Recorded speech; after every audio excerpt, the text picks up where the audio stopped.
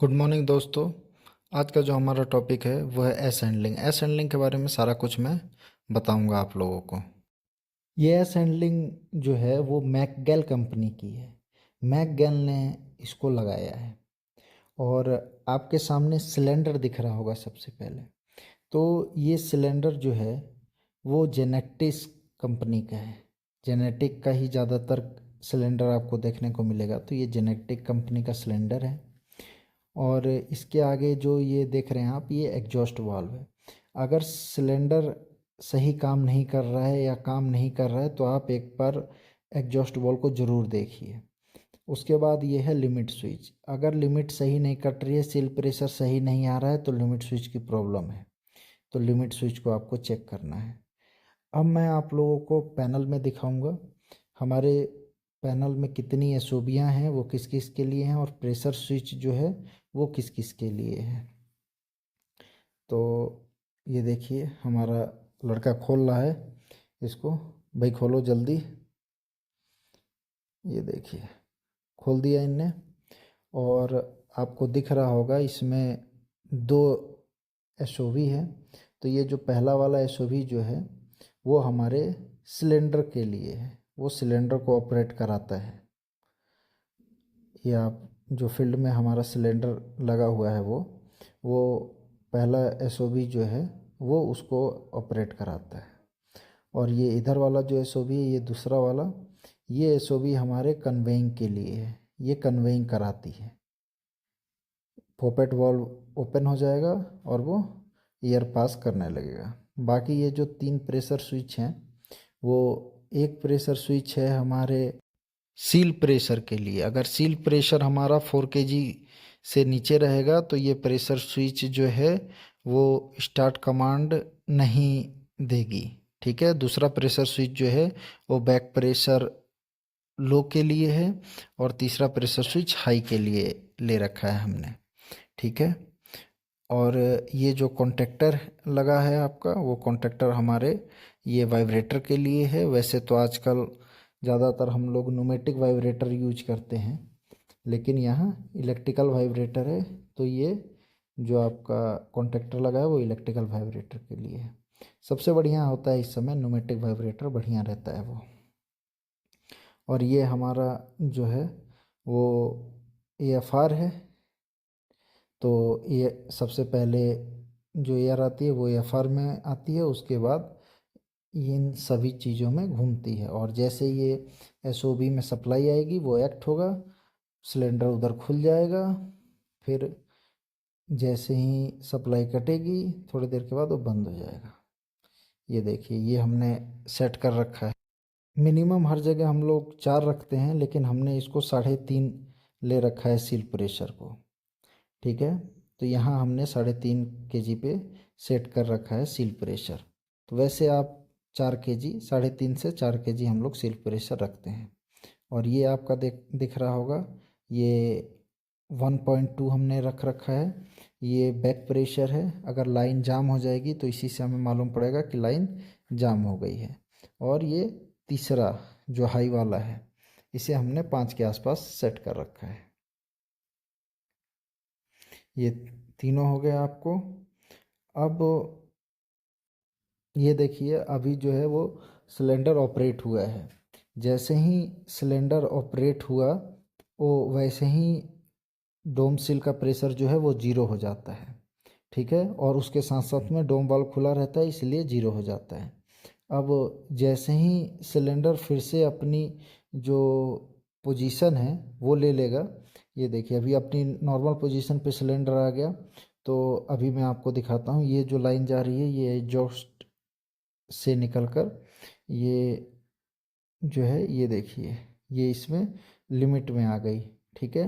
ये एक साइड में लिमिट में आ गई।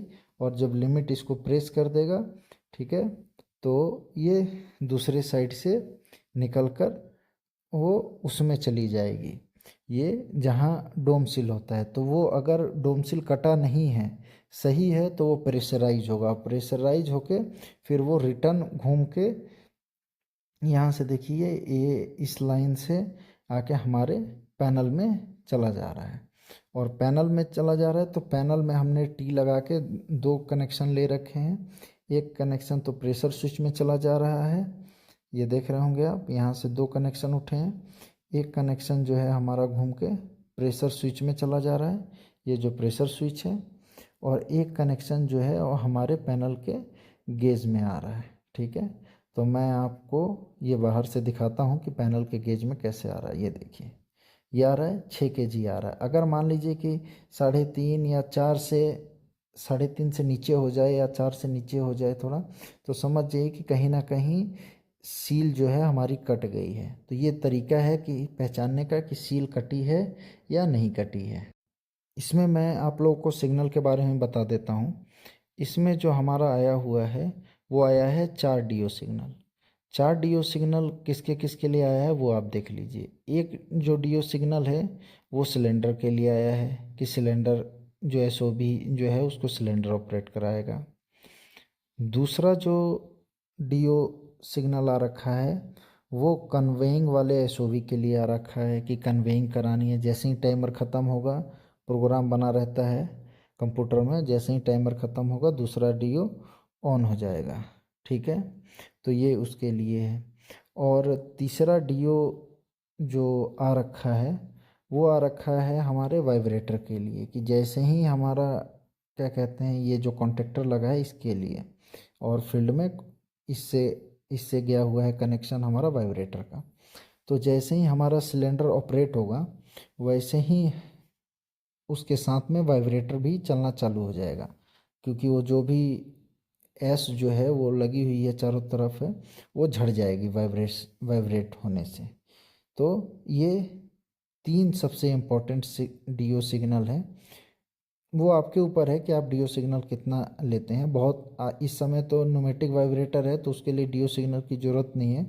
वो हम क्या करते हैं कि उस सिलेंडर के ही एग्जॉस्ट से उठा के दे देते हैं, तो वो जैसे ही सिलेंडर खुलता है वो वाइब्रेटर भी उसके साथ में चालू हो जाता है। और तीसरा सिग्नल जो है वो हमने स्टार्ट कमांड के लिए दे रखा है यहाँ। ठीक है, स्टार्ट की जैसे ही तीसरा सिग्नल आएगा इसका मतलब स्टार्ट हो गया है। तो ये इंडिकेशन में 4 हमने DO ले रखे हैं। देखिए हमने इसमें 7 DI ले रखा है, ये आपके ऊपर है कि कौन कौन सा DI लेते हैं। अब जैसे कि आपके सामने 3 प्रेशर स्विच हैं तो 3 DI तो इन्हीं की हो गई। उसके बाद बहुत जगह पर्ज, टाइमर, ऐसे ऐसे करके बहुत सारे DI बनाते हैं। और एक हो गया आपका ऑटो और मैनुअल का DI।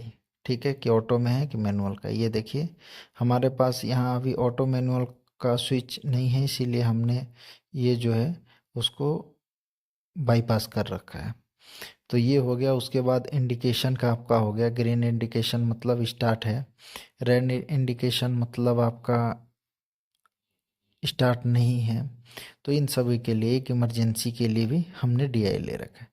तो ऐसे करके हमने 7 DI ले रखे हैं।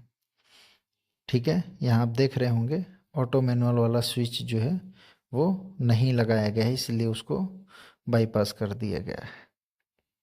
आप देख रहे हैं जैसे ही सिलेंडर जो है वो अपनी सेम पोजीशन पे आया, ये देखिए ये आपका कन्वेइंग चला और ये पोपट वाल्व का जो नोप है वो बाहर आ गया। जैसे ही कन्वेइंग ऑफ होगा ये पोपट वाल्व का नोप जो है वो इनसाइड में चला जाएगा।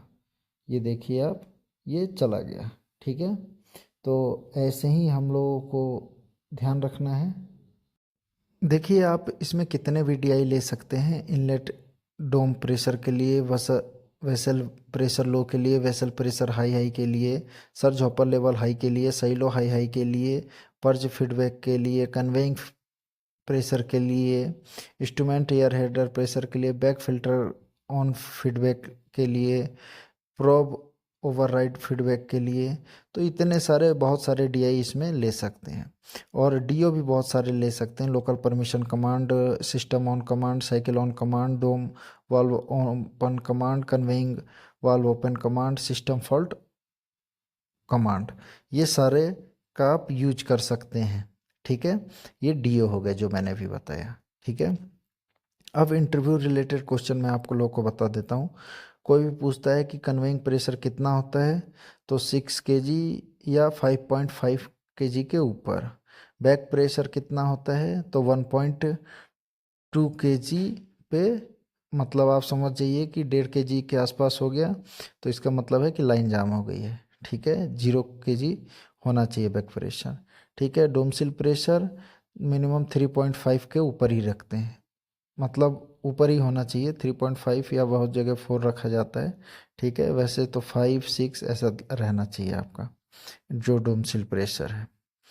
उसके बाद आप लोगों को एक इंटरलॉक और ध्यान में रखना चाहिए जो साइलो से होता है। इसका साइलो का अगर लेवल हाई हो जाता है तो ये सारा असैंडलिंग बंद हो जाता है। इस पे बहुत लोग ध्यान नहीं देते हैं, तो इसको आप लोगों को ध्यान में रखना है। ये देखिए, ये जो आपको दिख रहा होगा ये कन्वेइंग के लिए बूस्ट अप लाइनें हैं। ठीक है, ये अलग से एयर प्रोवाइड करती हैं। ये बूस्ट अप लाइन है, अगर लाइन ज़्यादा लंबी है तो ये हमें बूस्ट अप लाइन लगाने की ज़रूरत पड़ती है। तो पॉपेट वाल्व इन सब के बारे में अच्छे से समझ जाइएगा। और ये सिलेंडर, और मैंने जो इंटरव्यू के क्वेश्चन थे वो बता दिए कि बैक प्रेशर 1.5 रखते हैं, कन्वेइंग प्रेशर 6 से रखते हैं, डोमसिल प्रेशर 4 रखते हैं। यही मेन पूछा भी जाता है, 3-4 चीज़ें। उसके बाद और ज़्यादा कुछ है नहीं, बस इतना ही है। बाकी चेकिंग वगैरह तो होती रहती है। आशा करता हूँ कि ये वीडियो आप लोगों को बहुत अच्छी लगी होगी। ये सारा चीज़ आप लोग देख लीजिए। ठीक है, तो चलिए आज के वीडियो में दोस्तों इतना ही। फिर मिलेंगे नेक्स्ट डे नेक्स्ट वीडियो में। और अगर ये वीडियो आप लोग को अच्छा लगा हो तो चैनल को सब्सक्राइब करिए, और वीडियो को लाइक करिए, और वीडियो में कमेंट भी करिए। सभी को नमस्कार दोस्तों।